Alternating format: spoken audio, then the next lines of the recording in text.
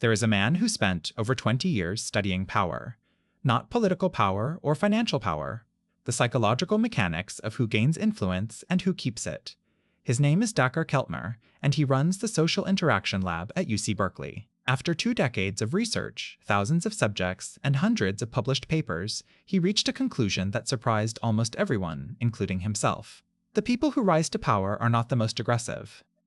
They are the most compassionate, and the people who lose power the fastest are the ones who abandon compassion once they get it. He called it the power paradox, and it dismantles nearly everything popular culture has taught us about what it means to be strong. We live inside a story. The story says that the world is a battlefield, that kindness is a liability, and that the people who win are the ones willing to be ruthless. This story is so deeply embedded that we barely notice it anymore. It shows up in business advice, in dating strategy, in the way we raise boys, in the way we judge leaders. Nice guys finish last. Good girls get walked over. The strong take what they want. The problem with this story is that it is not supported by the evidence, not even close.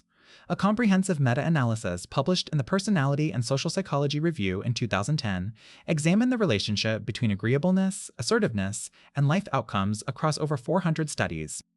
The findings showed that while highly disagreeable individuals sometimes achieved short-term dominance in competitive scenarios, they consistently underperformed in long-term measures of career success, relationship stability, physical health, and psychological well-being. Aggression produces quick wins. It does not produce lasting ones. The aggressive person is not strong. They are reactive. Aggression is the brain's cheapest response to threat. It requires almost no cognitive sophistication. The amygdala fires, cortisol floods the system, and the organism lashes out. A lizard can do this. It takes no executive function, no perspective taking, no impulse control. Aggression is neurologically easy. Kindness, on the other hand, is neurologically expensive, and that is precisely what makes it a marker of strength. When you respond to someone with genuine kindness, especially someone who does not deserve it, your brain is performing one of the most complex operations it is capable of.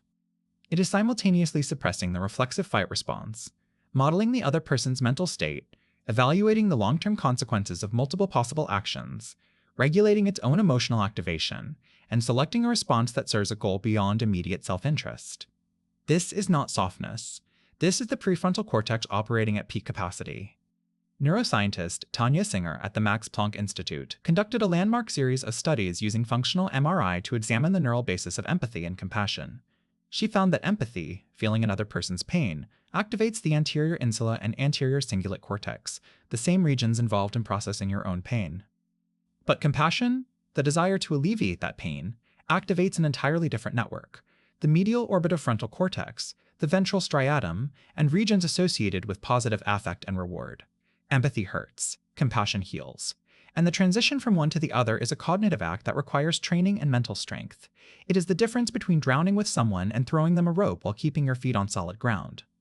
A study published in the journal Cerebral Cortex in 2014 found that participants who underwent compassion training, as little as 2 weeks of daily practice, showed increased activation in prefrontal and parietal regions associated with executive control and decreased activation in the amygdala when viewing images of human suffering. Their brains were not becoming numb to suffering, they were becoming more capable of responding to it without being overwhelmed.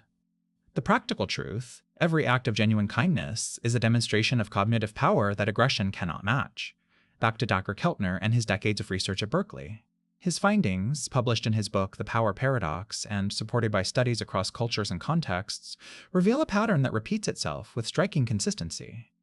In every social group he studied, from college dormitories to corporate boardrooms to playground hierarchies, the individuals who rose to positions of influence most quickly were those rated highest in enthusiasm, kindness, focus on others, and calmness.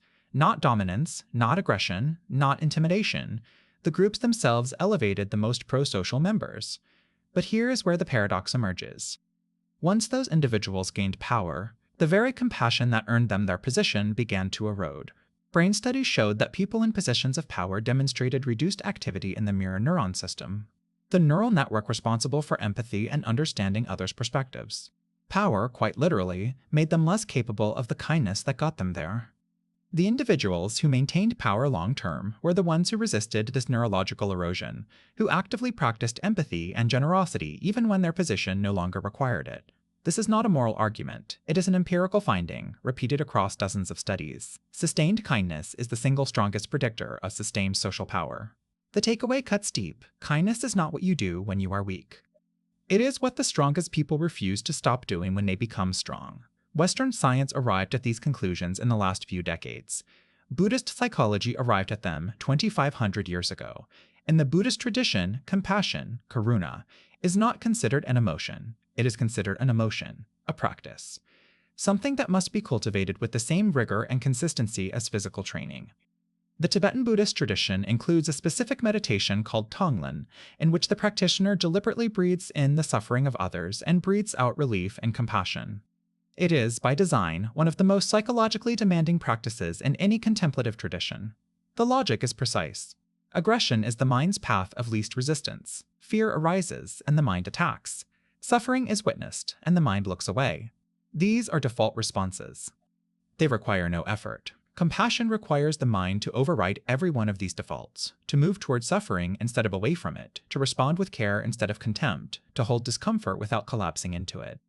Richard Davidson, a neuroscientist at the University of Wisconsin-Madison, studied the brains of long-term Buddhist meditators and found that those with over 10,000 hours of compassion meditation showed gamma-wave activity, associated with heightened awareness and cognitive integration, at levels never previously recorded in neuroscience literature.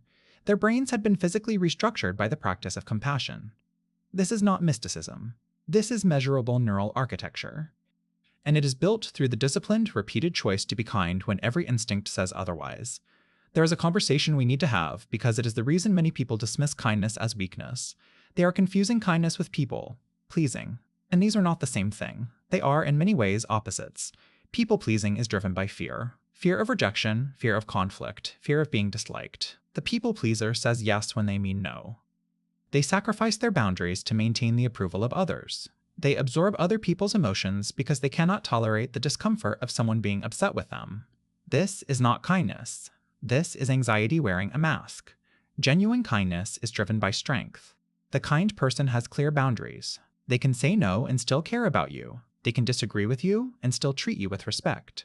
They are not kind because they are afraid of what happens if they are not. They are kind because they have the cognitive and emotional resources to choose it freely. A 2016 study in the Journal of Personality found that people who scored high in both agreeableness and assertiveness, what the researchers called pro-social assertiveness, reported the highest levels of psychological well-being, relationship satisfaction, and self-esteem. People who were agreeable but not assertive, the people-pleasers, reported some of the lowest. Kindness without backbone is not kindness. It is self-abandonment. The difference is internal. The people-pleaser asks, "What do they need from me?" The kind person asks, "What is the right thing to do here?" One is reactive, the other is chosen, one depletes. The other sustains. Consider the person in your life who is genuinely kind, not performatively kind, not kind because they want something. The person who listens when no one else does, who stays calm when everyone else does, who stays calm when everyone else is falling apart. Who treats the waiter the same way they treat the CEO. Who forgives not because they are naive, but because they have decided that carrying resentment is a waste of the finite time they have. That person is running the most sophisticated emotional and cognitive software the human brain is capable of producing. They are regulating their amygdala in real time. They are modeling your mental state while managing their own. They are choosing a response that requires more neural resources than anger, more discipline than indifference, and more courage than cruelty. Society has it backwards. It takes no strength to be cruel. Cruelty is the default of every frightened animal on Earth. It takes extraordinary strength to witness the cruelty of the world and respond with something better. The Buddhists knew it. The neuroscientists confirmed it. Keltner measured it. And now you know it too. Kindness is not the absence of strength. It is strength in its most refined form, the form that does not need to announce itself, does not need to dominate, does not need to prove anything to anyone. And the people who practice it daily, quietly, without recognition, are carrying a weight that most people will never understand. They are not